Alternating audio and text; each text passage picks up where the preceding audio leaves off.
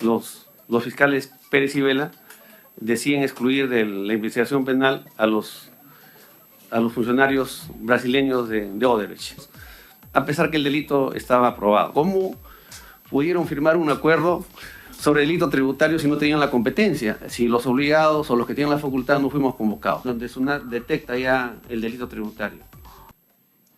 Seguidamente tiene la palabra el señor Antenor José Escalante González por un espacio de 5 minutos para que se presente, nos proporcione sus datos de identificación e informe sobre los asuntos en materia de investigación en referencia al acuerdo de colaboración eficaz suscrito por la empresa constructora Norberto Odebrecht, en todo en cuanto a su cargo le ha permitido conocer. Tiene usted el uso de la palabra. Muchas gracias, señor presidente. Mi nombre es Antenor José Escalante González, soy procurador público de la SUNAT desde el año 2007, soy funcionario de carrera de la SUNAT desde el año 93 y tengo más de 32 años de experiencia en defensa jurídica de la SUNAT, sea como procurador, sea como representante legal o como abogado litigante. Básicamente, en el presente caso, nosotros recibimos del área operativa un informe de presunción de delito tributario. Ese informe de presunción nos corresponde evaluarlo como Procuraduría y, si encontramos que es razonable, plantear la denuncia penal correspondiente. Es en este contexto en el cual voy a relatar los hechos que acontecen. Estamos en un escenario en el cual el acuerdo de colaboración eficaz era secreto, era reservado, no teníamos acceso nadie, pero se produce una situación muy particular, que es que los fiscales Pérez y Vela deciden excluir de la investigación penal a los funcionarios brasileños de Odebrecht y solo continúan el procedimiento con los peruanos. Entonces, en ese momento, el supervisor encargado del caso, que es el doctor Robert Sánchez, que nos acompaña, él lo reporta la circunstancia al procurador público adjunto Santos Ponce, y juntos vienen a mi oficina y me plantean esa circunstancia, ¿no?, que se había excluido a los extranjeros, a pesar que el delito estaba aprobado. Entonces quisiera pasar unas diapositivas para que se entienda más o menos qué es lo que ocurre. Por favor, autorizado.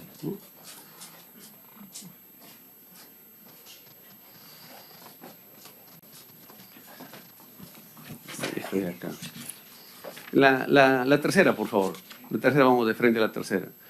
Entonces, el tema es que básicamente lo que sostenían los fiscales en sus disposiciones era que el acuerdo de colaboración eficaz cubría el delito tributario. Entonces, como el delito tributario estaba cubierto y supuestamente la SUNAT, al hacer referencia en el informe de presunción a noticias o recortes periodísticos que dan cuenta de la investigación de Odebrecht, este acuerdo permitía excluir a los brasileños de este proceso, de este proceso de investigación. Los excluyen por eso. Entonces ahí nosotros nos preguntamos lo siguiente, ¿no? Perdone, para que precise esa parte. Sí. El acuerdo de colaboración eficaz excluía a los funcionarios de Odebrecht. A eso voy.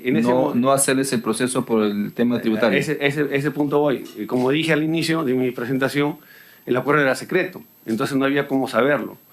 Lo decían las disposiciones fiscales y nosotros no teníamos cómo saberlo. Ahora sí se sabe y se puede saber porque está publicado el acuerdo. Entonces, pero habían hechos que no podían negarse. Por ejemplo, que la competencia de delitos tributarios lo tenía el fiscal especializado en delitos tributarios y que la competencia de la defensa jurídica de la SUNAT en ese momento lo tenía mi persona o cualquiera de mis procuradores adjuntos.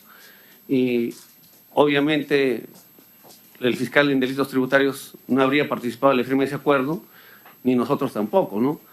Entonces, la pregunta era, oye, pero si el delito es tributario, el fiscal Pérez y el fiscal Vela están facultados para firmar un acuerdo por delito tributario. Nos parecía que no. ¿Por qué? Porque finalmente el acuerdo, como será una diapositiva más adelante, fue firmado en febrero del año 2019 y la competencia en delitos tributarios, la Fiscalía de la Nación se lo otorga a los fiscales Pérez y Vela en junio del 2019. Entonces, ¿cómo es posible que el acuerdo contenga materia tributaria y lo hayan autorizado los fiscales que tuvieron la competencia recién 4 meses después? Se firmó en febrero y se dio la competencia el 20 de junio del año 2019. Incluso la homologación del acuerdo es un día antes de que tengan la competencia. Entonces, esa era la primera pregunta, ¿no?, que nos formulamos. Oye, ¿cómo pudieron firmar un acuerdo sobre delito tributario si no tenían la competencia? Si los obligados o los que tienen la facultad no fuimos convocados. Ese es el supuesto 1. Y el supuesto 2 es el siguiente, ¿no? Si esa afirmación no fuera cierta, si en realidad ese acuerdo que era secreto no contenía delito tributario, ¿cómo invocaron delito tributario para excluir de la investigación a los funcionarios extranjeros brasileños de Odebrecht? Y las dos preguntas se contradicen, porque una de las dos tiene que ser verdad y la otra es falsa. Y en la que fuera falsa había, digamos, una incorrección de parte de los fiscales. Entonces, en ese escenario nosotros decidimos plantear el amparo, ¿no?, porque consideramos que el acuerdo no cubría el delito, pero a partir del análisis de nuestra competencia, la competencia de los fiscales especializados que no tenían la competencia tributaria. Hay una diapositiva más adelante, donde se puede ver en línea de tiempo, tal vez, por favor, podría pasar. Esa, hay una que está más en licitación, línea 2, no, una más adelante, a ver. Esta no es fiscal, no, más, la 11, la número 11.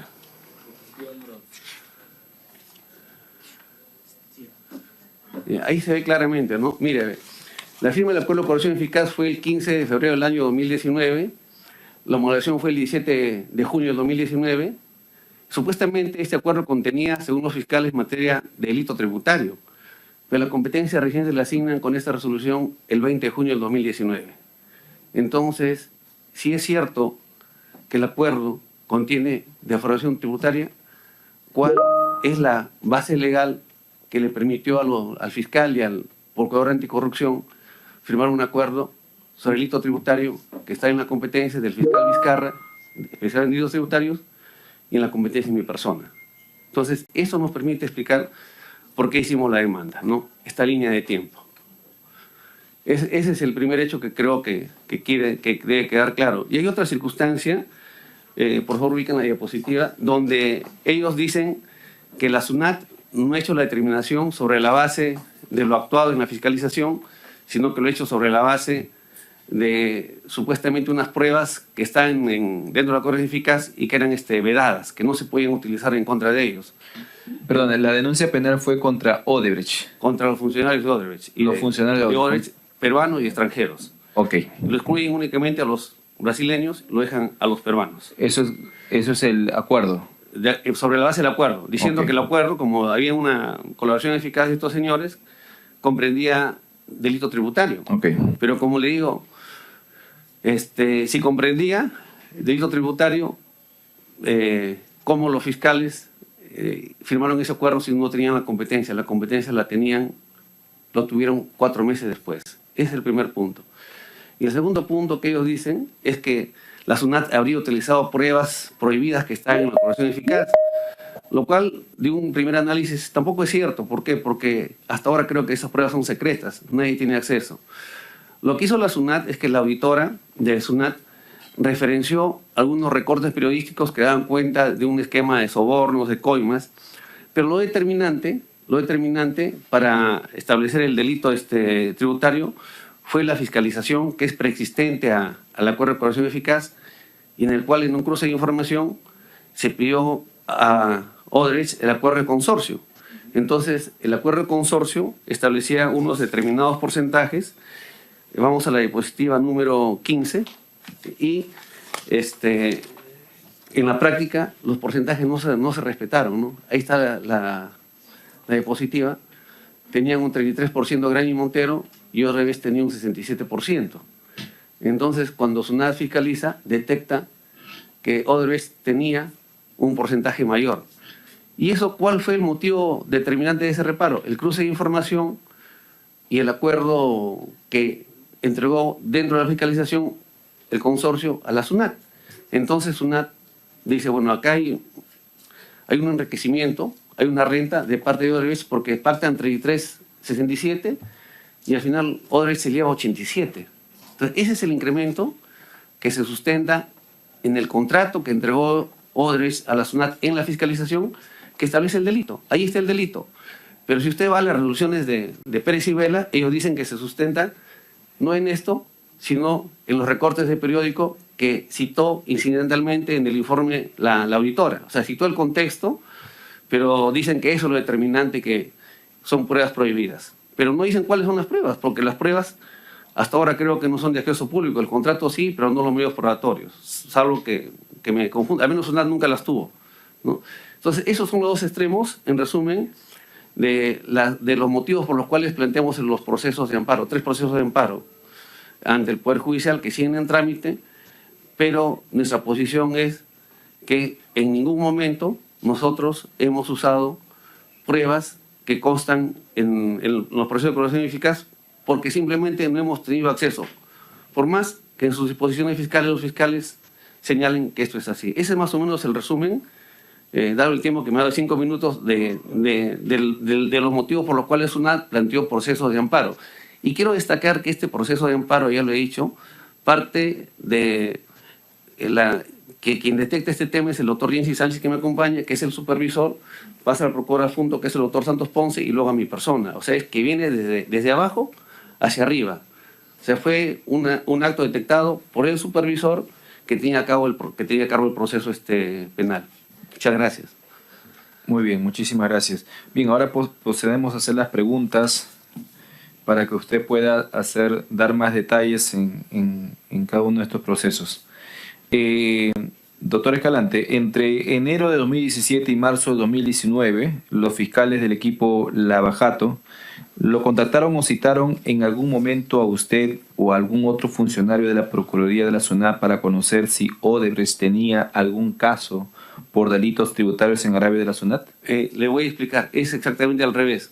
Acá me acompaña la doctora Talía Avianeda y me acompaña el doctor Jensi Sánchez. Entonces, el doctor Jensi Sánchez, con el doctor Ponce y la doctora Talía, que en la parte penal, me reportan que habían intentado varias veces reunirse con el fiscal Domingo Pérez para explicarle el caso. Había una coincidencia. Nosotros en ese tiempo teníamos nuestro local en el 6º piso del edificio Vice, que está en el cruce de la calle Santa Rosa con Carabaya, y ese edificio comparte cochera, inclusive con el edificio que está anexo, contigo, que es el del Ministerio Público, y ahí tiene su despacho el doctor Domingo Pérez. Entonces, la doctora Talía, que hizo la gestión, ella podría referir con mayor precisión en qué circunstancias nosotros intentamos comunicarnos más bien con el fiscal Pérez para explicarle cómo era este caso.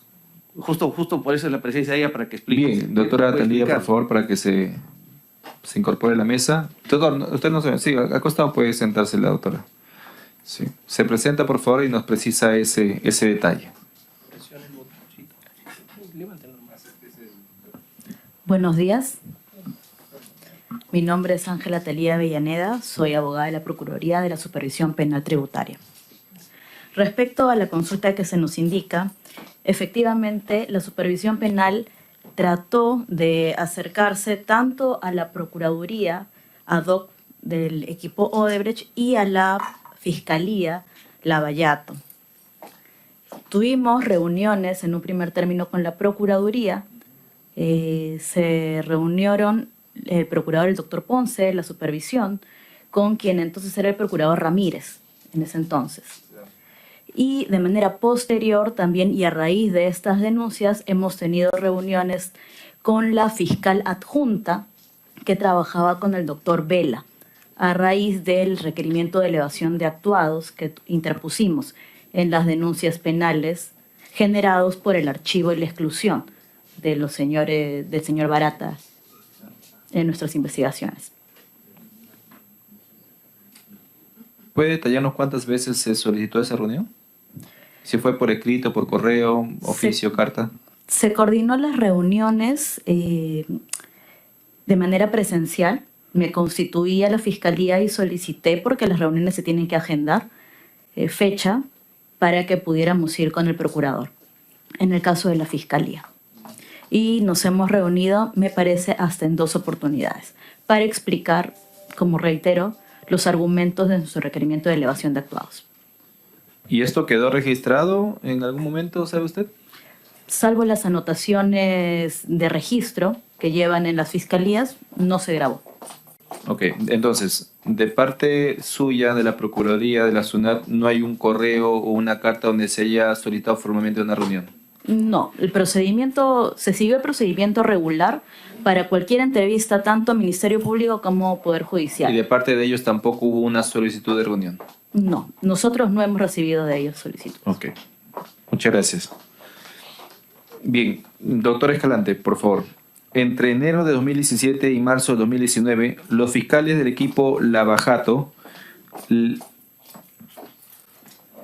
le pidieron a usted en algún momento o a otro funcionario de la Procuraduría que emitiese algún informe sobre los casos que seguía contra Odebrecht y sus funcionarios por delitos tributarios. Bueno, yo quiero precisar que no he tenido ningún contacto con los fiscales, ni directo ni indirecto, pero me gustaría que se incorporen a la mesa el doctor Jensi Sánchez y el doctor Santos Ponce, que ellos digan si con ellos hubo algún contacto como el que usted menciona. En mi parte no hubo nada, cero. Pero como Pero la comunicación que siguieron los fiscales Lavajato era con usted, ¿no? Usted era la No, conmigo autoridad. no hubo ninguna comunicación. Lo que ocurre es lo siguiente. Como dijo la autora Talía, ellos están gestionando una reunión de mi persona con el fiscal Domingo Pérez, y esa reunión nunca se produjo, porque nunca fue concedida. Hay una circunstancia particular que la quiero destacar de nuevo. El local de Procuraduría era contiguo al local del doctor Domingo Pérez. Por eso la facilidad de caminar unos 20 metros y pedir la consulta. Y sobre el punto que usted me pregunta, digo, respecto a mi persona, no hay ningún contacto. No. El doctor Ponce y el doctor Jensi Sánchez, que son los que ven la parte penal, supervisor y el procurador adjunto, me gustaría que ellos también, usted le pregunte, ellos den su versión si hubo algún contacto con ellos. Pero la comunicación de otra entidad ¿podría ser directamente con ellos? Claro, es que tenía, o sea, digamos, ahí la Procuraduría tiene un procurador que soy yo. De Ya. ahí tiene 4 procuradores adjuntos por especialidad. Okay. Debajo de los 4 procuradores adjuntos hay 8 supervisiones. Entonces, normalmente, como digo, lo que quisieron es conseguir una reunión conmigo, pero como esa reunión nunca se produjo, yo no tuve ningún contacto con los procuradores. Usted como funcionario. Claro, Okay. pero de repente el doctor Ponce... Bien, puede vamos a contar su hacer caso y el pedir, doctor por favor, al Jensi. doctor James y al doctor Ponce que puedan también sumarse a la mesa, por favor. De acuerdo a la pregunta, cada uno de ustedes se presenta y hace la precisión, por favor. En cualquier orden.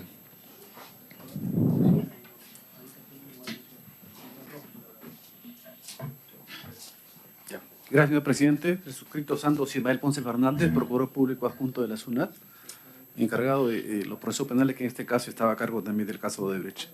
Bueno, por mi parte podría confirmar que en ningún momento he tenido coordinaciones con los doctores del equipo especial, ¿no? Con los fiscales. No me han citado y tampoco en las entrevistas que se han solicitado tampoco hemos tenido ninguna aceptación de parte de ellos, ¿no? Bien. Gracias. Jensi Robert Sánchez Soto, en la época en que estuvieron, que es materia de la investigación, yo era el supervisor penal tributario. Y el procedimiento para toda comunicación con entidades del Estado es a través de documentos oficiales que ingresan a través de la mesa de partes y son derivadas en primer lugar hacia el procurador adjunto y luego me los derivan a mí. Durante esa temporada no ha habido ningún documento cursado por el Ministerio Público en el cual ellos nos solicitaran alguna reunión. Bueno, como ha referido la doctora Avellaneda, como nosotros éramos los denunciantes, o sea, éramos la parte agraviada, entonces nosotros tratamos de hacer un acercamiento y la doctora fue la encargada de hacer, porque ella estaba llevando el caso directamente, de hacer el acercamiento, y ella, inclusive en una oportunidad yo la acompañé también para conversar, porque es usual en estos temas de delito de defraudación tributaria, conversar con el fiscal que tiene el caso para decirle cómo va el caso, si lo conoce y si él desea reunirse con los peritos que hicieron el informe de presunción de delito, ¿no? Para que le dé las aplicaciones correspondientes. Ese es el procedimiento, ¿no? Siempre nos acercamos de esa manera porque el procedimiento que siguen en todos ellos es que a través de cita que se hace directamente... Citas. Sí, de cita. ¿Cuál era la respuesta que ustedes obtenían regularmente? La respuesta en este caso nos recibió una junta la primera vez, ¿no? Sí, No se ¿nombre? escuchó, no recuerdo el nombre, Ya. pero era una de las adjuntas del doctor Vela, y nos recibió, le explicamos el caso y le dijimos la necesidad de decir esto. Y nos dijo que ya cualquier cosa nos iban a dar, pero nunca sucedió, nunca pasó. ¿Cuántas veces solicitaron la cita? Específicamente yo fui en una oportunidad con la doctora, y la doctora sí ha ido más de una vez. Doctora, por favor, ¿podría usted precisar qué respuestas comúnmente le daban? ¿Puede presionar, por favor? Muy amable. Sí, la reunión fue una única vez. He ido en otras oportunidades a gestionar, en principio, la generación de la entrevista, de manera posterior, la remisión de los actuados, verificar si es que ya se habían emitido las disposiciones fiscales, que es parte de nuestra labor. Hacer el seguimiento completo desde Claro. desde que el recurso respuesta le ingresa daban? a la fiscalía. Era por mesa de partes, me indicaban que se iba a firmar y luego nos dimos pues con la sorpresa que se emite la disposición fiscal donde confirman el archivo. Ya, pero ante esa denegatoria reiterada que se venía dando y de negación prácticamente de información hacia ustedes, ¿no se emitió algún documento oficial, algún requerimiento oficial de parte de la Procuraduría de SUNAT? No. No. Doctor Roberto Sánchez, le damos la bienvenida de manera presencial. ¿Quiere hacer una pregunta, por favor? Gracias, presidente. Buenos días y saludar por su intermedio a los señores funcionarios aquí presentes. Presidente, en referencia, por intermedio suyo, a las inquietudes y preguntas que usted está sosteniendo, y en la medida que la Procuraduría Pública de la SUNAT, ¿no?, como comisión investigadora encargado aquí hoy presentes, yo quería referir si tienen detalle sobre sus competencias en el marco de las diferentes pagos ilícitos hechos en el marco del proyecto especial Olmos. Un proyecto tan esperado y que en el dominio público, ¿no es cierto?, en materia de investigación, se tuvo conocimiento de transferencias financieras a funcionarios vinculados a la gestión del proyecto Olmos, que incluso en su momento se han hablado con claridad de codinomes y etcéteras, ¿no?, vinculados a el proyecto Olmos. Desde la SUNAT, ¿cómo se ha hecho esa contrastación? O en todo caso, ¿cuál es la opinión institucional al respecto? Gracias, presidente. Bien, para que responda, doctor. Sí, mira, señor congresista, buenos días. Le voy a hacer una respuesta más o menos de lo que sabemos nosotros. La SUNAT no fiscaliza coimas. La SUNAT lo que fiscaliza son diferencias, si hay ventas ocultas o hay un crédito fiscal que es mayor del que corresponde. Entonces, en el caso, voy a empezar en el caso que tenemos acá, nosotros encontramos una diferencia que no se explica. Como verán en la presentación que va a quedar con ustedes, se le pide a Odebrecht que explique la diferencia y nunca la explica, la deja en el limbo. No conozco el caso de Olmos que usted me indica. La consulta tendría que hacerla hacia SUNAT. SUNAT es un órgano diferente de la Procuraduría Pública que depende de la Procuraduría General del Estado, pero en principio, conceptualmente, SUNAT no fiscaliza coimas. De repente, digamos que en la práctica hay alguna coincidencia, alguna similitud, pero básicamente nosotros lo que hacemos es análisis tributario. Y justo como usted verá de acá, únicamente constatamos la diferencia de ingresos, una situación no justificada, y procedemos a cobrar el impuesto a la renta. No vemos tema de coimas nosotros, no tenemos competencia. En todo caso, para precisar, claro, como Procuraduría, ¿no?, entiendo el ente técnico, el SUNAT, y sus acciones propiamente vinculadas al ejercicio de los temas públicos, ¿no? Claro, porque hay un extremo que es ya a la persona natural o a la persona jurídica al respecto, ¿no?, de sus obligaciones tributarias en el marco de seguramente su actividad productiva o sus activos propios, ¿no?, a su actividad. Lo menciono porque es de dominio público, se ha referido, no es ningún invento, ¿no?, de transferencias financieras a diferentes personas vinculadas evidentemente a lo que ha tenido que ver con el proyecto Olmos, ¿no? Me queda claro cuál es la precisión y cuál es la indagación que seguramente quedará también aquí para la comisión para ese detalle. Gracias. Muy bien. Bien, doctor. Por favor, ¿puede precisarnos cuántas denuncias penales presentó la Procuraduría de la SUNAT contra los funcionarios de la empresa Odebrecht por los delitos de defraudación tributaria? ¿Y a cuánto ascendían los montos de defraudación tributaria? ¿Y cuál era, además, el monto de la reparación civil que se solicitaba en dichas denuncias? Yo entiendo que presentamos 3 denuncias. Los montos no los podemos revelar por el tema de reserva, pero los montos figuran en el informe de presunción que ustedes han solicitado y que lo tiene la Procuraduría Odebrecht. Entonces, cuando tengan el informe, ahí está el monto exacto de la supuesta defraudación que habría, ¿no? Y nosotros en la presentación justo esas partes las hemos tachado. ¿Defraudación y también reparación civil? No, lo que pasa es que hay vinculación. Entonces, ese dato nos permitiría tal vez inducir la base imponible, otros datos que están sujetos a reserva. Pero en el informe de presunción que ustedes han solicitado, que lo tiene la Procuraduría Odebrecht, no sé si les ha hecho llegar, ahí van a poder apreciar los montos. Eso que quería comentarle. O sea, no es que no queramos brindarlo, sino que por el tema de reserva lo hemos guardado y nos hemos limitado a mostrar el desbalance que hay en los porcentajes. ¿Puede usted identificar a las personas denunciadas? A las personas denunciadas, sí, pero con más precisión lo puede identificar la doctora Talía, que tiene la carpeta en la mano. Sí, doctora Talía, por favor.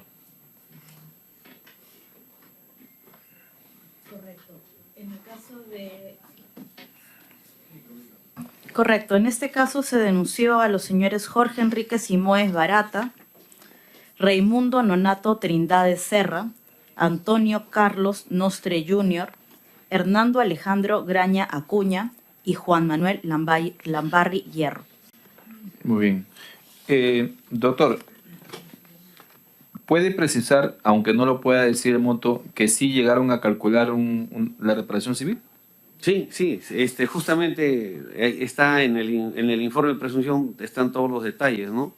Sí, se logró hacer. Ahora hay una cosa importante, ¿no? A veces se confunde lo que es la omisión tributaria de lo que es el delito. A veces coincide, pero muchas veces no coinciden los montos. ¿Por qué? Porque para que haya delito se necesita que haya dolo. Por ejemplo, algunas infracciones administrativas no ingresan. Entonces hay una diferencia. Pero en el caso de acá, claro, como había un perjuicio fiscal, se calculó y se procedió a hacer la denuncia, las tres denuncias que hicimos. Bien.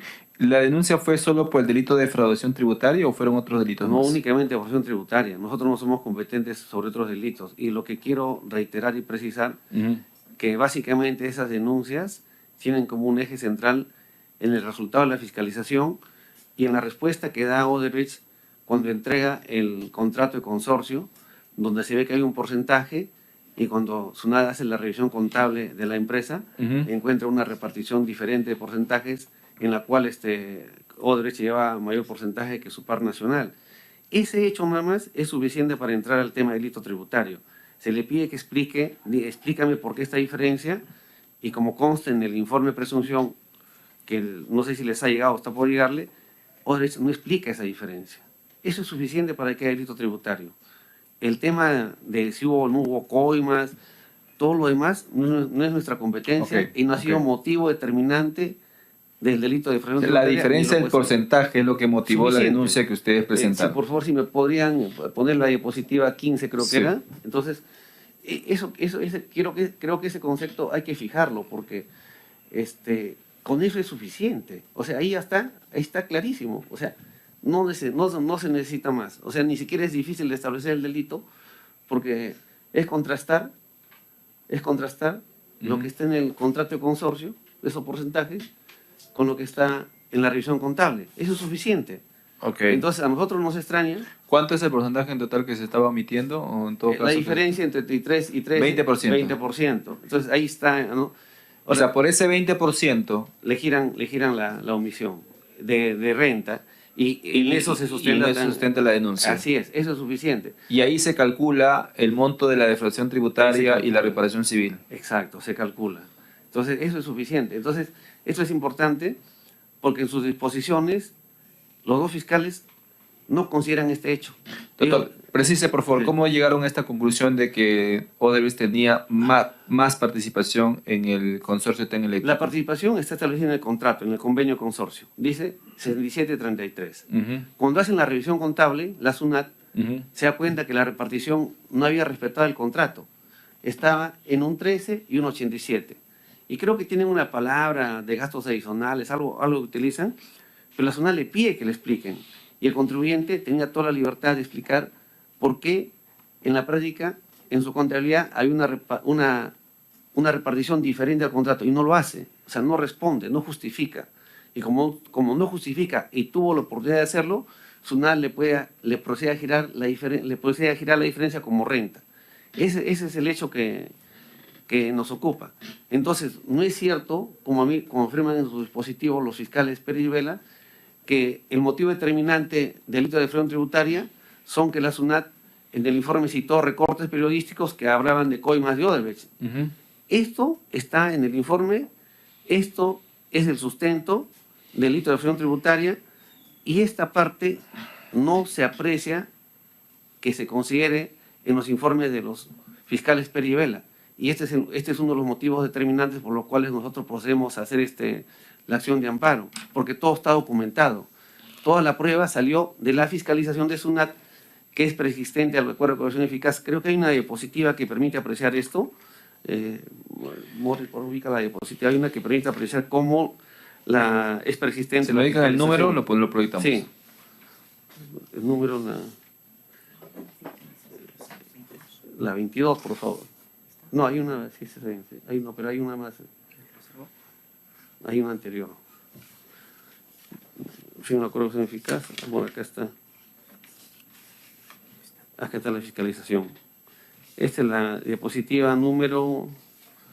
La 5 está. Si vamos de la 5 hacia adelante... Claro, toda la línea de tiempo. Sí, ahí se ve la línea de tiempo. Por ejemplo, está el orden de fiscalización. Estamos fiscalizando. Si vamos más adelante, hasta el 2017. Y recién el 2019, más adelante, un poco más adelante, va a ser la firma del acuerdo de corrección eficaz. O sea, mucho tiempo después. La fiscalización del 2017. Hay otra cosa, ¿no? Que no hay ninguna norma que impida que SUNAT fiscalice por delito tributario. No hay ninguna norma. O sea, si usted revisa las disposiciones, no citan una norma que le impida a SUNAT fiscalizar. La fiscalización corrió independientemente de las investigaciones, las pesquisas de los fiscales, ¿no? Entonces, eso es importante. SUNAT obtuvo la prueba de su fiscalización, no de las carpetas que son reservadas, como dicen los fiscales. Entonces, yo me pregunto, ¿cómo la SUNAT puede haber utilizado pruebas de las investigaciones de los fiscales si es que esas pruebas hasta ahora son secretas? No, al menos nosotros no tenemos acceso. O sea, nosotros simplemente, con un documento que es el contrato, contrastado con la repartición de dinero, establecemos el delito. No necesitamos más. No necesitamos absolutamente ningún elemento más para determinar que hay una defraudación tributaria. Eso quería precisar. Bien. Doctor, ¿usted en algún momento, después de presentar la denuncia, recibió algún tipo de presión o indicación para retirarla? Mire, hay una cosa que la voy a decir. Yo soy procurador 18 años. Entonces, la Procuraduría de SUNAT siempre se ha desempeñado con total autonomía respecto a los superintendentes, de los asesores, de los órganos internos, ¿no? Porque pertenecemos a un sistema de defensa jurídica. Entonces, no solo en sino que en ningún caso he recibido ninguna presión de ningún funcionario de SUNAT, de ningún nivel, respecto de hacer o no hacer algo, ¿no? Entonces, siempre nos hemos mantenido, con mis colegas, con autonomía funcional, como dice la ley, y los funcionarios de SUNAT siempre han sido muy respetuosos de esta autonomía. ¿Nunca hubo un pedido de afuera o externo diciéndole es mejor que retire la denuncia? Nunca. A mí jamás me han pedido nada, ¿no? Y si quiere... Pregunto esto porque a lo largo de todo el caso Odebrecht y Lavajato siempre ha habido casos, y no solamente en otras procuradurías, donde han iniciado una acción, luego ha habido una presión para que se retire, e incluso hasta con cambio de funcionario para lograr ese acometido. En el caso de la Procuraduría de SUNAT nunca ha habido eso. Nunca ha pasado. Y sigo en el cargo 18 años.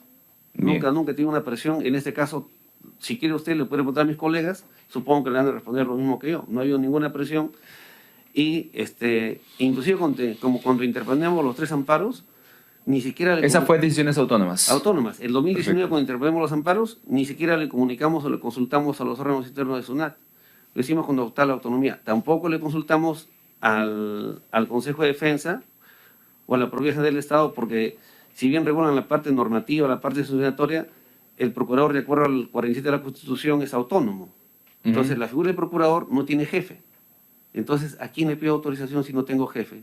¿Y quién me manda si por Constitución no tengo jefe? O sea, decisión totalmente autónoma. Bien. A ver, mediante resolución de la Fiscalía de la Nación número 1375-2019, del 20 de junio del año 2019, la fiscal de la Nación, Zoraida Ábalos Rivera, resolvió trasladar las investigaciones de delitos tributarios vinculados con los hechos del caso Lavajato al equipo especial liderado por los fiscales Rafael Vela Barba y José Domingo Pérez Gómez. Al respecto, por favor, díganos lo siguiente. ¿Algún fiscal le comunicó a usted o a sus superiores que se aprobaría este traslado de competencia de los delitos tributarios? En absoluto. Ok. Antes del traslado de competencia, ¿qué fiscalía y qué fiscal tenían a cargo las denuncias que la Procuraduría de la SUNAT interpuso contra diversos funcionarios de Odebrecht por delitos de defraudación tributaria? Entiendo que la Fiscalía Especializada en Delitos Tributarios de Lima. De Lima. Que también queda cercana a los 2 locales, pero en todo caso, con mayor precisión, yo creo que la doctora Talía, que era la abogada encargada del caso, puede dar la denominación exacta de la Doctora Fiscalía. Talía, por favor, ¿puede precisar? Sí, era la Fiscalía Especializada en Delitos Tributarios de Lima, Lima Centro. Lima Centro. Perfecto. Muy bien. Bien. Doctor Escalante, por favor, en su experiencia como procurador público y por tanto defensor de los intereses del Estado, ¿considera usted que unir casos de delitos tributarios con cargos por delitos de diferente naturaleza podría constituir una decisión de mejor estrategia de investigación fiscal? Yo creo que es discutible, ¿no? Porque nosotros, como digo, tenemos expertise en el delito tributario. Yo tengo más de 30 años de experiencia, el doctor Ponce tiene más de 30 años de experiencia, el doctor Jensi tiene más de 30 años de experiencia y la doctora Talía tiene más de 10 años de experiencia. Entonces, toda esa expertise que cuesta tiempo adquirirlo, porque para ver un caso de delito hay que conocer también el tema de la determinación administrativa, la parte interna de SUNAT. Exacto. Entonces, eso yo veo difícilmente que se pueda aprender de la noche para la mañana. En mi caso... En su experiencia, ¿usted considera que no sería aceptable o viable por el que tiempo una fiscalía que no es especializada investigue casos tributarios? Por el tiempo que demora tomar conocimiento. Yo, por ejemplo, le voy a contar para que se dé Claro. una idea, ¿no? Yo he trabajado 33 años en defensa jurídica, pero de esos 33 años, en simultáneo, he trabajado 8 años en áreas administrativas de la SUNAT internas. He sido, inclusive, jefe de división jurídica. Entonces, todo ese procedimiento de determinación lo conozco porque he participado y lo he hecho y lo he visto y lo he resuelto. Yo me pregunto si esa experiencia que yo tengo, que tiene la doctora Talía o cualquiera de mis colegas, de un día para otro lo puede tener un fiscal especializado. Bueno, puede que tenga la denominación del cargo, pero la experiencia es producto del trabajo. No es una cuestión que se consigue en 24 horas. Muy bien. Bien, estábamos hablando de las denuncias que usted presentó y el archivamiento, ¿no? Esa disposición se dio el 25 de septiembre del año 2019 por parte de José Domingo Pérez, cuyas decisiones fueron después confirmadas o ratificadas por Vela Barba, su superior jerárquico. O sea, en ellos quedó el asunto, ¿no? Muy bien. José Domingo Pérez excluyó a los funcionarios de Odebrecht de un procedimiento de investigación por delitos de corrupción y ordenó el archivamiento de la denuncia penal que la SUNAT interpuso contra aquellos. La base principal de semejante decisión fue el acuerdo de colaboración y beneficios que se celebraron con Odebrecht y el mismo fiscal José Domingo Pérez. Sobre el particular, por favor, coméntenos, ¿cuáles fueron los argumentos del fiscal Domingo Pérez para archivar las denuncias? ¿Podría explicarnos a detalle sus fundamentos? Sí, o quizás la doctora, como usted comenta. Lo que explicaba al inicio, quería ir a las últimas diapositivas, porque de acuerdo a los fiscales, ¿Qué número de diapositivas? Las últimas. Las últimas. Las últimas, ya prácticamente las últimas, porque ahí se ve el alcance del acuerdo. No, voy a ver acá la número 35. Es una de las diapositivas que hemos analizado. Ahí más o menos se ve que el acuerdo, o sea, ¿cuál es lo relevante? Lo relevante es lo siguiente, que básicamente consideran que el acuerdo de colaboración eficaz comprende el delito tributario. Y como comprende el delito tributario, y supuestamente la SUNAT ha usado pruebas que son parte del acuerdo de colaboración eficaz, dicen los excluyo porque el acuerdo me permite excluirlos. Bien. Como hemos dicho al inicio, nosotros nos parece que el acuerdo no comprende el delito tributario. Y ahí está un caso del señor Barata, esa información del acuerdo, ¿no? Donde se refiere al delito de colusión, Entonces nos parece que ese argumento no guarda coherencia con el acuerdo de colaboración eficaz que ahora se sabe, ¿no? No sé qué ellos digan, pero a SUNAT la posición que hemos asumido es que no comprende el delito de defraudación tributaria como indicamos al inicio. Y si lo comprendiera, ¿por qué firmaron el acuerdo en mayo del 2019 sobre un delito sobre el cual no tenían competencia? Porque la competencia para el delito tributario, para disponer de él, la tienen en junio del 2019 y el acuerdo se firma en mayo. Entonces este tema tendrían que aclarar los fiscales, pero nosotros en principio consideramos que el acuerdo no comprende el delito tributario, o sea que no serviría para excluir a los brasileños. Es nuestro criterio, ¿no? Pero en todo caso debería escuchar lo que dicen los demás intervinientes, ¿no? Ahora, usted considere, si volvemos a la diapositiva 3, que cuando nosotros hacemos el amparo, no teníamos acceso al acuerdo de colaboración eficaz, entonces lo hicimos por lógica. Y la lógica nos indicaba que si había un acuerdo que comprendiera delito tributario, tenía que participar el fiscal especializado y tenía que participar mi persona. Es lo que está ahí en el supuesto 1, ¿no? O sea, si fuera cierta esa afirmación, y el acuerdo fue de fecha 15/2/2019, y como usted ha dicho, los fiscales tienen competencias del 20 de junio, ¿con qué competencia firmaron el acuerdo sobre defraudación tributaria el 15 de febrero, 4 meses antes, cuando no tenían la competencia? Y si la afirmación no fuera cierta, o sea, si no fuera cierto que el acuerdo de colaboración eficaz comprende el delito tributario, ¿cómo han afirmado que sí lo comprende y sobre esta base lo han excluido a los brasileños? Entonces, una de las cosas tiene que ser necesariamente falsa. No pueden ser las dos verdad. Entonces, esa es la posición de SUNAT. Entonces, SUNAT, como estaba a ciegas, analizó las dos hipótesis y dijo, una de las dos es falsa, es una declaración incorrecta, y hacemos el amparo. Pero usted considere que cuando hacemos el amparo, este acuerdo de colaboración eficaz no era público. Lo sacamos por lógica nosotros. Nosotros fue deducción lógica y por la competencia que tenía mi persona en febrero del 2019 y que tenía el fiscal especializado. Entonces, si la doctora Talía, para que amplíe la idea, si usted lo desea. Por favor. Gracias. Sí, uno de los argumentos del archivo y la confirmación de este archivo también incidían en que se había obtenido información de la colaboración. Es el principal argumento que utilizaban. La motivación que tiene SUNAT o que planteó la Procuraduría de SUNAT, tanto en el recurso de elevación de actuados y entiendo en el amparo también, es que la denuncia penal se efectúa no en base a datos que se puedan obtener por informes periodísticos, prensa, etc. El informe de SUNAT es una pericia institucional, tiene carácter técnico. Al tener carácter técnico, esta pericia se basa en un procedimiento de fiscalización. Esta fiscalización, y las fechas las van a encontrar en el informe, tiene un inicio y un fin. El fin de esta fiscalización se da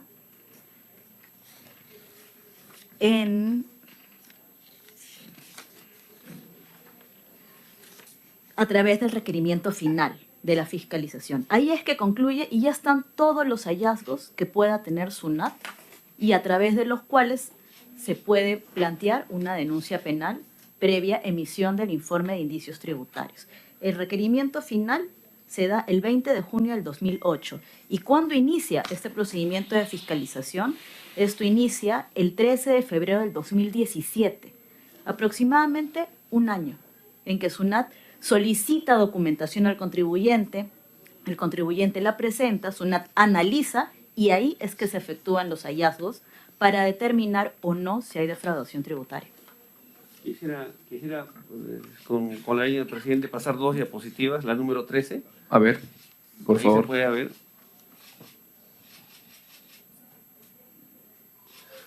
Mire, ahí es interesante porque el cierre de la fiscalización, o sea, cuando ya está todo detectado por SUNAT, es el 17 de mayo de 2018. Y el acuerdo de coordinación eficaz es en febrero del 2019. SUNAT ya no necesitaba nada ya, no incorporó nada. Todo está cerrado ahí en la fiscalización. Después hacen el informe de presunción. Ahora, si vamos a la diapositiva 18, Ujú. en la diapositiva 18, nos da la fecha exacta en la cual SUNAT es el 18 de abril de 2018, donde SUNAT detecta ya el delito tributario. Entonces, Antes de la corrección. antes, entonces está clarísimo. O sea, no hay forma que digan que SUNAT ha usado ni siquiera las pruebas, unos recortes periodísticos que daban cuenta de supuestas coimas para fundamentar el delito, cuando el delito es evidentemente de acuerdo a lo que está en la propia Perdón, informe. ¿de eso les acusó el equipo especial? Es lo que señala, el equipo especial señala que hemos usado pruebas que están sujetas a reserva por el tema de coerción eficaz. Ya. Pero lo que pasa en el informe de presunción es que la auditora cita como contexto recortes periodísticos que daban cuenta del escenario que había en los medios periodísticos respecto de Odebrecht. Ujú. Pero el motivo determinante... No era ese, sino era exacto, o pericias. sea, eso está recontra claro. Y lo que nos sorprende a nosotros es que más bien la disposición de los fiscales le O dan... sea, fue como una defensa más bien de su decisión. Claro, le dan el peso en la determinación a los recortes periodísticos, pero no dicen recortes periodísticos, dicen prueba prohibida. Entonces, esos recortes periodísticos que dan cuenta del contexto no son usados por SUNAT, porque SUNAT expresamente le pone los porcentajes. Claro. Como he puesto, si uno regresa a la diapositiva 15, por favor, Ajá. ¿no? Esa es la determinación. Esos son los porcentajes. 20% que no habría, Sí. se habría detectado de manera Esos porcentajes... defraudatoria, ¿no? Claro, esos porcentajes, primero, que no sé si obren en los casos de corrupción que tienen los fiscales Domingo Pérez y Vela, pero porque estos se desprenden de la fiscalización que A hace propósito SUNAT. de eso, ¿sabe usted qué ha pasado con esto? Con los casos de defraudación. los casos cuando... Ustedes lograron recuperar su denuncia a través de acciones de amparo y que el tribunal, todavía que llegó hasta el Tribunal Claro. Constitucional. ¿Qué es lo que Pero ocurre? después de esto, ¿cuál es el estadio de esta Lo que investigación? ocurre es lo siguiente, las investigaciones, primero le pasan la competencia del fiscal especial en delitos tributarios a los fiscales Pérez y Vela, y después la competencia que teníamos los procuradores de SUNAT lo trasladan a la Procuraduría Odebrecht. Ese traslado de competencia es de la señora Zoraida Ábalos, ¿no es cierto? Fiscal de la Nación. No, la competencia de los fiscales es la señora Zoraida, me Claro. parece, pero la traslada de competencia desde la SUNAT a la Procuraduría de Odebrecht es, creo, en la gestión del doctor Soria. Quien atendió ese caso e hizo entrega de los expedientes fue el doctor Santos Ponce. Entonces él puede dar una precisión de cómo se produjo ese traslado de competencia desde Por favor, SUNAT. doctor, confírmenos quién fue la autoridad que acepta el traslado y en qué detalle se regresó. Sí. A ver, doctor, pues no sé si puedo hacerle un pequeño resumen del hecho como para entrar... Sí, sea breve, por favor. Sí. Mire, lo que pasa, para entender el delito de defraudación tributaria, lo que pasa es que el consorcio había establecido una distribución de utilidades, ustedes saben ahí, 33% y 67%. Cuando SUNAT fiscaliza, encuentra a través de los libros, registros contables y los documentos que acreditan la distribución, y además, esto lo habían declarado en la DJ del impuesto a la renta, declaración jurada, ahí ¿qué determina? Determina y dice, oye, este porcentaje no se cumplió. ¿Qué es lo que pasó? Dieron mayor porcentaje a la constructora Odebrecht, 87% y 13% para la otra empresa. Entonces, decimos, bueno, pero ese simple hecho acreditaría defraudación. No, lo que acredita es que, mire, este porcentaje lo hacen pasar como distribución de utilidades, exonerado del impuesto a la renta. Pero este porcentaje está grabado con el impuesto a la renta. Entonces, ¿qué hace SUNAT? Dice, no, este porcentaje es indebido, entonces constituye ingresos Entonces, como son ingresos, sí están grabados con el impuesto a la renta. Y le aplica la tasa correspondiente. Claro. Entonces, ahí se determina el delito ya. Al aplicar la tasa del impuesto y el otro dice, no, son distribución que son inafectos. Delito que había sido, digamos, ya confirmado en 2018. Claro, eso había confirmado. Antes de la firma del acuerdo. Mucho antes de la firma del acuerdo. Y, bueno, vienen por ahí las noticias periodísticas que consumaban y que prácticamente corroboraban lo que ya SUNAT había determinado. ¿No? Entonces, esto es, en resumen, el hecho concreto que ya se determinó y que ya que se ha denunciado. Los argumentos, ¿no?, que nosotros cuestionamos son básicamente dos. Uno, ¿por qué archiva el fiscal respecto de los brasileños? Ellos no tenían competencia tributaria. Y dos, en la fiscalización, como lo acabo de mostrar, no se habían utilizado elementos del acuerdo. Al margen de que exista o no el acuerdo, no se habían utilizado ningún tipo de elementos para el acuerdo, porque, como le vuelvo a repetir, los elementos que sustentan el delito son libros, registros contables, el acta de distribución de utilidades y la declaración jurada del impuesto a la renta. Tres elementos básicos que sustentan no solamente el hecho, sino demuestran el carácter fraudulento, porque lo hicieron ¿para qué? Para evitar pagar impuestos. Claro. ¿No? O sea, lo hacen pasar como inafecto cuando en realidad eran ingresos que sí estaban afectos del impuesto a la renta. Esos son los argumentos. Y eso hemos venido defendiendo tanto en el Ministerio Público cuando nos archivan las denuncias. Y a raíz de eso tenemos una conversación con el procurador, como ya se ha dicho hace un momento, con el procurador en ese tiempo, el doctor Ramírez. Y conversamos verbalmente, dijimos, ¿sabes qué? Bueno, en la medida que somos especializados en este tema, y este tema es de difícil conocimiento por las otras procuradurías, hacemos una defensa conjunta en todo caso. Nosotros vamos con una defensa de fraude tributaria y ustedes van con los otros delitos que son propios de su competencia. Quedamos en ir por esa opción. Sin embargo, después, a raíz de unas comunicaciones, unos oficios que mandamos sobre la competencia, nos dicen, no, los delitos conexos, la Procuraduría, ¿cuál es la ¿El general? Del Consejo de Defensa Jurídica del Estado. Ok. Nos dice, no, la competente es la Procuraduría ad hoc. Solamente ellos. Solamente a ellos. Ok. Entonces, sin perjuicio de ellos, pueden... Pero esa decisión, ¿quién la toma? El Consejo de Defensa Jurídica. Consejo de Defensa Jurídica. Que está presidido por el Procurador General del Estado, ¿no? Que en ese tiempo estaba el doctor Ramírez. Ramírez, sí.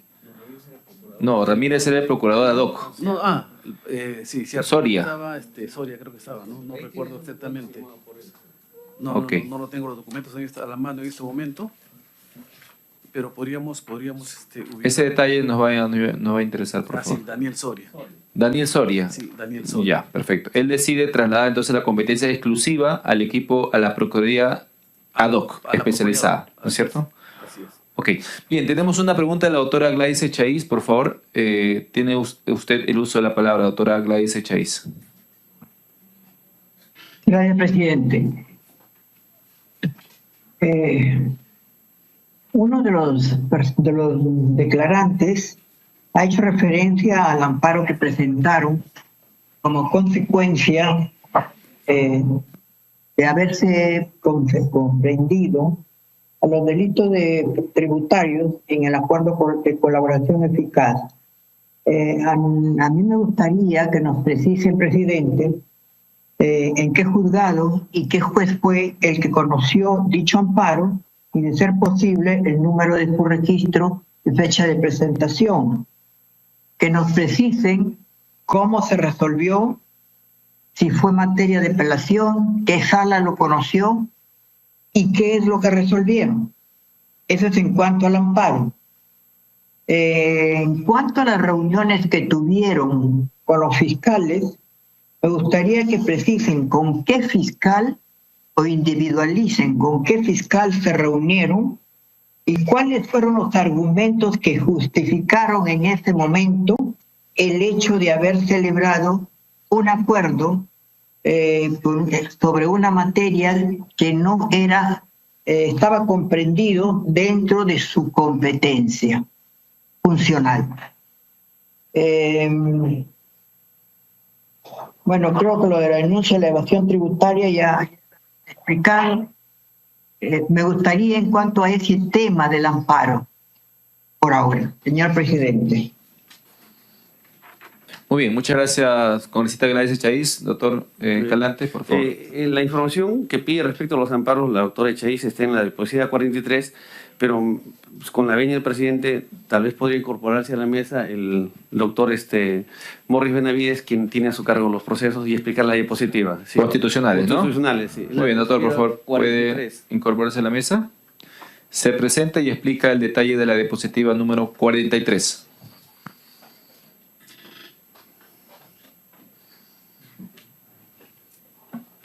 Muchas gracias. Mucho gusto. Morris Benavides, de la Procuraduría Pública de la SUNAT. Respecto al expediente que estarían consultando y es materia de la sesión, de la presente sesión, el expediente fue presentado inicialmente... ¿Perdón? Listo, gracias. Respecto del expediente, el 1253 del 2020, que es el que nos convoca a esta audiencia, fue presentado ante el séptimo juzgado constitucional. Ese inicialmente fue declarado improcedente liminarmente y subió hasta la sala, a la sala constitucional, a la tercera sala constitucional, declarándose que se admita la presente demanda interpuesta por la SUNAT y que posteriormente, a través del séptimo juzgado constitucional, y le preciso el juez que firma esta primera sentencia, que fue emitida el 20 de mayo del 2025, es el juez, la jueza Malvina Saldaña Villavicencio, es quien declara la improcedencia de esta demanda y se presenta el recurso de apelación el día, permítame,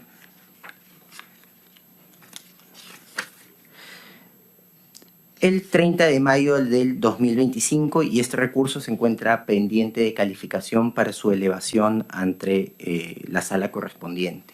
Eso correspondería al expediente 1253. El expediente 1252, a la fecha... Perdone, doctor, una Sí. precisión. ¿La demanda cuándo fue interpuesta?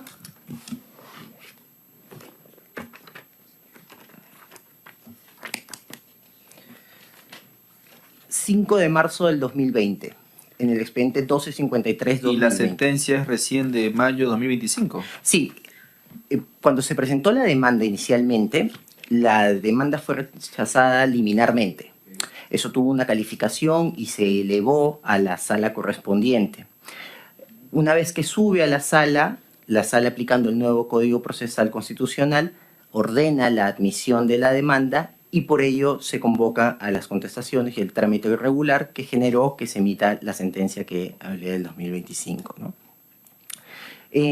No tengo los documentos respecto de los demás expedientes, pero todos fueron presentados en esas fechas del 2020 y siguieron ese mismo trámite, incluyendo esta sentencia del Tribunal Constitucional que usted mencionó en un momento. Cuando llegó hasta la sala del Tribunal Constitucional, el Tribunal Constitucional, aplicando el nuevo Código Procesal Constitucional, ordenó la admisión a trámite de esta demanda.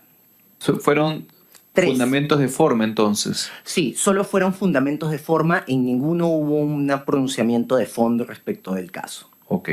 Y esta decisión del Tribunal Constitucional, digamos, ordena que se declaren nulas estas resoluciones de archivamiento, de tal manera que debería volver a empezar. Nulo las resoluciones que ordenaron o declararon la improcedencia, la improcedencia Ok. liminar. Anteriormente el Código Procesal Constitucional permitía que los jueces, sin que se corra traslado de la demanda a los demandados, sin que haya una contestación de demanda, el juez podía calificar las demandas y declararlas improcedentes liminarmente por los argumentos que ellos consideren pertinentes, ¿no? Estas se elevaban en apelación sin conocimiento de la contraparte y seguían el trámite hasta el Tribunal Constitucional, que podría, en este caso, analizar la controversia, y en este caso el Tribunal consideró... Precísenos, que por debería favor, ser. qué es lo que se busca con estas acciones constitucionales. Sí, a través de los presentes procesos de amparos, lo que se busca es que se declare la nulidad de las decisiones fiscales que ordenaron justamente el archivamiento por los vicios que se manifiestan en esta exposición. Básicamente, las nulidades de estas decisiones fiscales se basan en 3 vulneraciones específicas. La primera, como ya bien se ha señalado y ha quedado claro, es de que el fundamento por el cual se ordenó el archivo de las investigaciones era de que podían investigar delitos tributarios y por ende, al verificar que el acuerdo de colaboración eficaz no alcanza las competencias de un delito tributario, no podía eliminarse esta competencia respecto del conocimiento de los delitos tributarios. Por ende, al momento de decir de que el acuerdo de colaboración eficaz surtía efectos sobre delitos que nunca fueron materia de investigación, hay una clara vulneración del debido proceso al ordenarse el archivo sobre la base de un acuerdo que no podría ni versó sobre delitos tributarios. El segundo elemento que se plantea en el proceso de amparo es respecto de un vicio de motivación respecto de la configuración del delito. Como bien ya lo explicó aquí el procurador, el doctor Santos, explicó cómo es la calificación o la configuración del delito tributario de defraudación tributaria por omisión de ingresos. En este sentido, la naturaleza propia del delito tributario no involucra el concepto de coimas, es decir, que la estructura jurídica para poder determinar que existe un delito tributario no analiza ni podría analizar ninguno de los elementos investigados en el acuerdo de colaboración eficaz que versaban sobre el delito de corrupción de funcionarios. Por ello, por su propia naturaleza, su investigación tenía un vicio de motivación que acarreaba la nulidad, porque no podría alcanzar este efecto. Y el tercer elemento que se plantea en este proceso de amparo es respecto de la vulneración de la razonabilidad de las resoluciones. La razonabilidad estaría vinculada a 2 aspectos esenciales. Uno, de que se consideran elementos materiales, como por ejemplo las pruebas, se considera que los anuncios o los antecedentes que se hacen referencia en el informe de delitos, como por ejemplo sería la referencia que se hace a las noticias periodísticas de los casos Odebrecht, son elementos de antecedentes y referenciales que no tienen nada que ver con el elemento probatorio que se ha obtenido a través de la fiscalización. Por ende, no existe una conexión lógica ni jurídica entre los medios probatorios analizados en la colaboración eficaz con los medios probatorios analizados en el procedimiento de fiscalización. Y por otro lado, también existe una vulneración a la razonabilidad de las decisiones fiscales en atención a que el principio de no autoincriminación, que es el principio que invocan los fiscales para archivar las denuncias, no podría ni repercute sobre la investigación de delitos tributarios por el mismo razonamiento que le expliqué respecto de la competencia sobre los delitos tributarios. Esos fundamentos que usted acaba de explicar están plasmados en la apelación o en las demandas que dieron origen a esta resolución del tribunal. Sí, señor presidente. Justo esos son los elementos que están tanto en la demanda y en los escritos posteriores. ¿Y cuál es el argumento principal que ha utilizado el tribunal para declarar, digamos, El tribunal, como no ha conocido el fondo, solo ha analizado un aspecto de forma, que es que a la fecha se encuentra vigente la normativa del Código Procesal Constitucional que prohíbe el rechazo liminar. Ok, por eso. Por ese razonamiento. Yeah. El razonamiento que utiliza el juzgado constitucional para declarar la improcedencia de la demanda después de haber subido a segunda instancia y haberse ordenado la admisión a trámite en este expediente 1253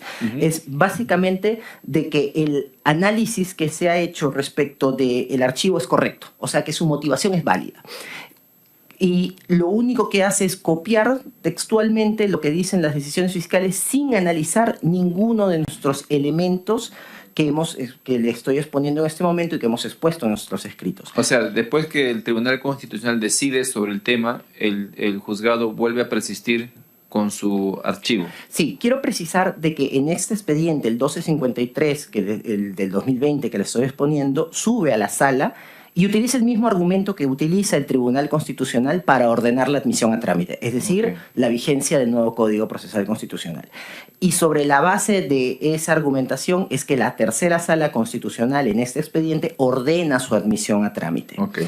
Y sin perjuicio de ello, el séptimo juzgado, sin analizar ninguno de los elementos expuestos, declara la improcedencia. Claro, de porque la ahí demanda. estaba obligado a entrar al resolver fondo. en el fondo. Claro. Y no lo hizo, claro. Y solamente usted, según lo que usted nos cuenta, hizo copia y pega de lo que Sí, dijo el archivamiento fiscal. Sí, señor presidente, justo eso, por ello es que uno de nuestros argumentos de apelación es la nulidad de la resolución por una motivación indebida, por incongruencia omisiva, es decir, olvidarse de pronunciarse por el aspecto de controversia que usted ya identificó, y también por una incongruencia sustancial, es decir, la incongruencia sustancial se da justamente por la falta de razonamiento en el análisis de fondo. ¿Podrían hacernos llegar esos argumentos a la comisión? Sin ningún problema, con la autorización del procurador, yo...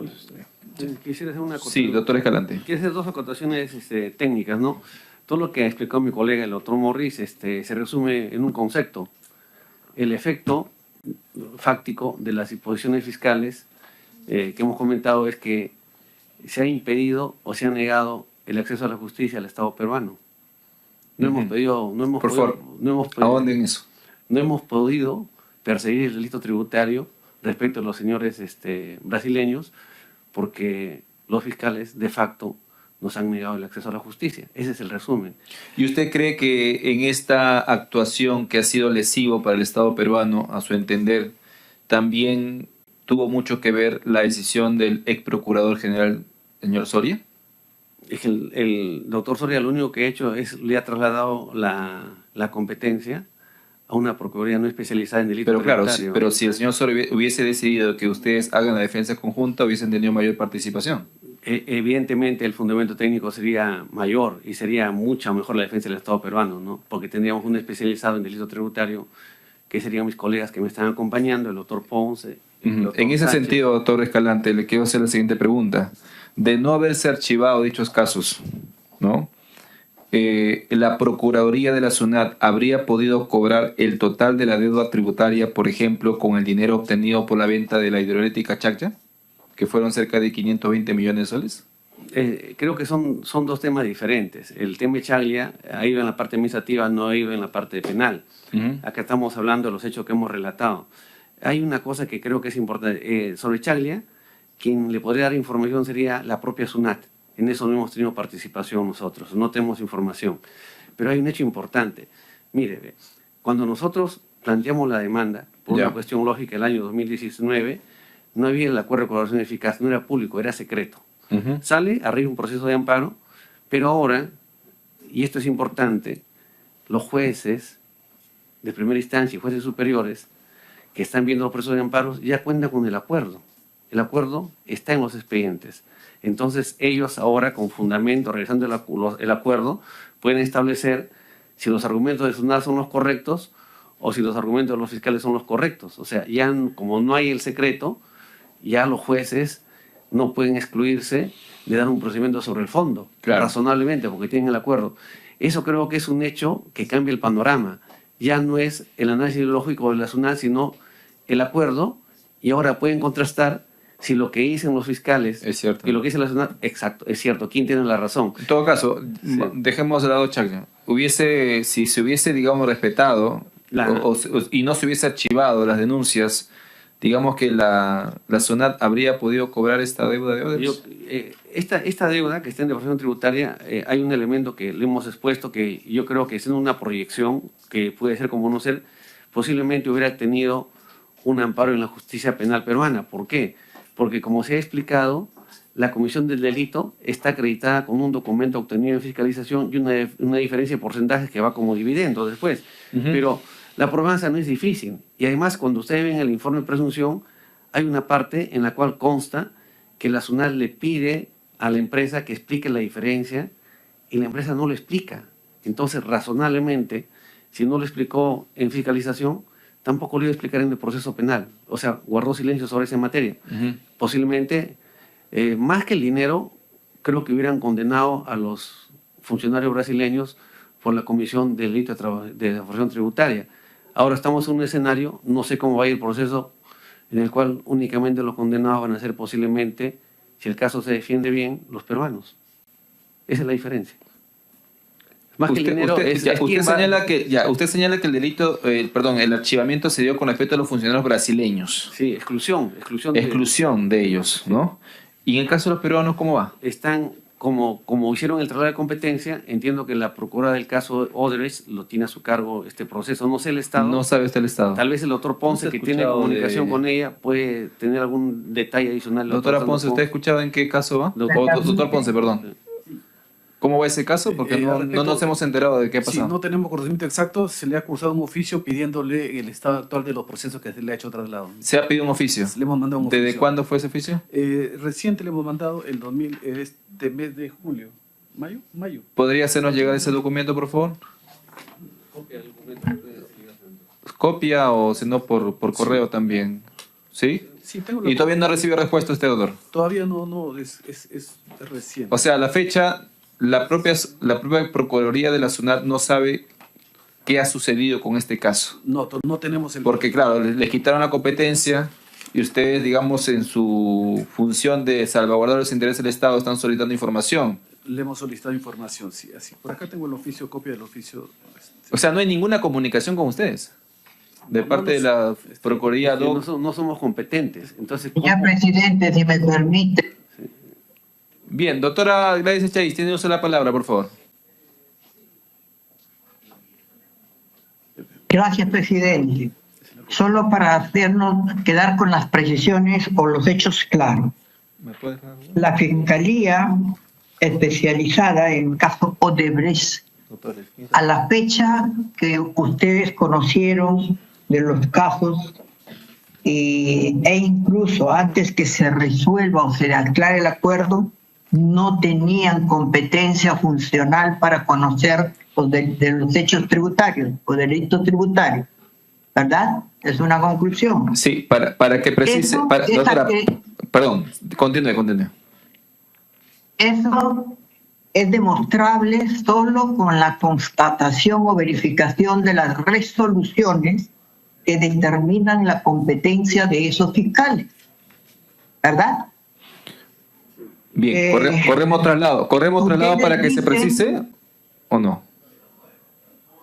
No, solamente le estoy más o menos poniendo el punto para que ellos nos precisen. Okay. Porque también han dicho, no sé, en sus respuestas, encuentro algo de justificación a las decisiones de los jueces constitucionales.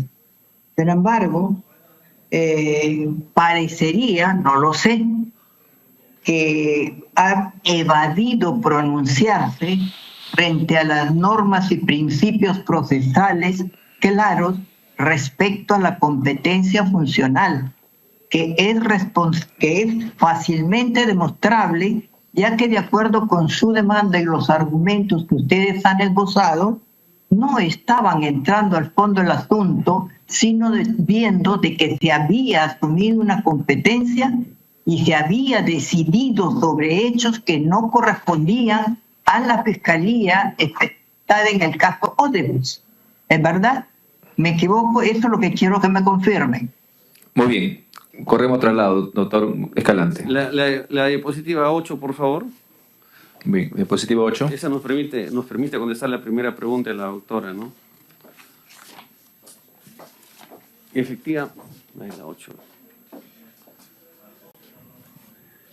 La diapositiva 8. Ahí en la parte en rojo está la fecha en la cual asumen competencia los fiscales. No, en materia tributaria, en delito tributario, que es el 20 de junio del 2019. La homologación del acuerdo... Disculpe que lo interrumpa. Sí, doctora. Sí. Eso me queda claro. Ya. Eso está claro. Yo lo que le digo es, frente a estas resoluciones que claramente demuestran que la competencia funcional para el conocimiento de las investigaciones de naturaleza penal estaba a cargo de otro fiscal y no de la Fiscalía encargada del caso Odebrecht. El juez que conoce del amparo ha evadido pronunciarse, no ha querido pronunciarse, y está con recursos o resoluciones de improcedencia, cuando tiene todo el material a la mano. Eso, pregunto, da la impresión ¿creen ustedes, consideran ustedes que hay una resistencia, que hay una deliberada intención de no pronunciarse sobre el fondo? Doctora, compartimos apreciación.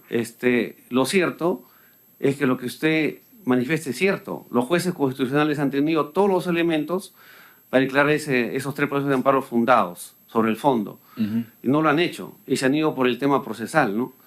Evidentemente, se han cogido a nuestro criterio de un elemento que no justifica, ¿no? Y tal vez, no sé, yo no estoy justificando, porque nosotros si hemos hecho amparo, lo hemos hecho con la convicción que con los elementos que aportamos es suficiente para que se declare fundado. Pero lo que no había era el acuerdo. Cuando el acuerdo era secreto, o sea, los fiscales podían poner cualquier cosa en una disposición porque no había forma de contrastar. O sea, sin el acuerdo, uno cómo contrasta lo que afirman en sus disposiciones los fiscales Pérez y Vela. Claro. Pero si es correcta su apreciación, doctora, los jueces constitucionales, a nuestro criterio, han contado con los elementos suficientes para declarar fundada esta demanda Y no lo han pues, hecho. encarrilar el proceso penal hacia los funcionarios brasileños. Su apreciación es correcta.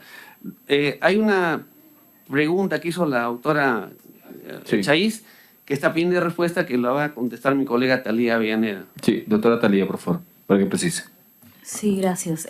La doctora Chaiz consultó respecto de las entrevistas que se habían formulado o que se habían solicitado, mejor dicho. Respecto de ello hay que precisar, en una investigación penal, la Procuraduría de SUNAT tiene una participación activa. No solo en esta denuncia, en todas las denuncias que nosotros presentamos, buscamos un acercamiento con el fiscal, buscamos explicar los fundamentos de nuestra denuncia en primer término, y si tenemos o hemos presentado algún otro recurso, como en la presente investigación, también se busca acercar al fiscal de manera oral los argumentos que hemos planteado de manera escrita. En ese contexto, todo acercamiento o entrevista que se ha solicitado, al menos para la investigación de esta carpeta fiscal, fue teniendo en consideración los recursos que habíamos presentado y con la finalidad expresa de plantearle oralmente nuestra pretensión, los argumentos que pretendíamos se acojan por parte del Ministerio Público. Y esto siguiendo el cauce regular. El cauce regular, como se indicó, es el abogado se acerca, solicita la entrevista, le dan fecha y hora y luego concurre el abogado a la fecha en la entrevista señalada. Muy bien. Doctora, señor presidente, Sí, doctora me Chaiz. permite, la doctora dijo que se entrevistó con una fiscal adjunta cuando ella solicitó Así es. esa entrevista una vez. ¿Quién fue la fiscal? Es lo que quiero saber. ¿Quién fue la fiscal? ¿Y cuáles son los argumentos con los cuales justificó el haberse abocado al conocimiento de temas tributarios si no eran de su competencia? Muy bien. Doctora, para que precise. Sí, la reunión o la entrevista sostenida fue con la fiscal adjunta, quien laboraba con el doctor Vela. El nombre no lo recordamos debido al paso del tiempo, realmente. Y los argumentos, ella no nos dio una argumentación, si no hubiera sido un adelanto de criterio.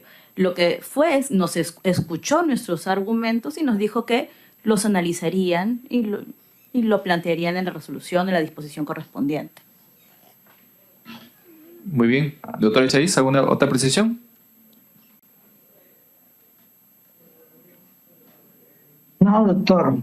Creo que con los documentos que nos han narrado, por lo menos para mí, me queda claro el tema. Así es. Y veo que esto se extiende a muchas más personas de las investigadas. Gracias. Así es. Muy bien. Muchas gracias, congresista Chaiz. Muy bien, doctor. Creo que una precisión, por favor. ¿Es posible vía administrativa que la SUNAT pueda solicitar el cobro de los impuestos dejados de pagar que se habían detectado producto de la fiscalización de SUNAT? Son dos cosas independientes. Administrativamente, los procedimientos de cobranza, los procedimientos de determinación continúan. En el caso de acá, lo que ha quedado fuera de posibilidad de cobro es a los brasileños la reparación civil. ¿Por qué? Porque no están procesados, están excluidos por el acuerdo de corrupción eficaz porque supuestamente los protege también del delito de afectación tributaria. Okay. Y lo demás corre independientemente en la vía administrativa a cargo de SUNAT. Ok. Doctor o doctora, no sé si usted puede hacer memoria. ¿La fiscal que le atendió era la doctora Luz Taquiri? ¿Recuerda usted? No recuerdo. No señor recuerdo. presidente. Ok. Muy bien. Entonces, tengo otras preguntas, pero que ya fueron resueltas digamos, en la locución. Si hay algún congresista que desea hacer alguna pregunta, tiene el uso de la palabra en estos momentos.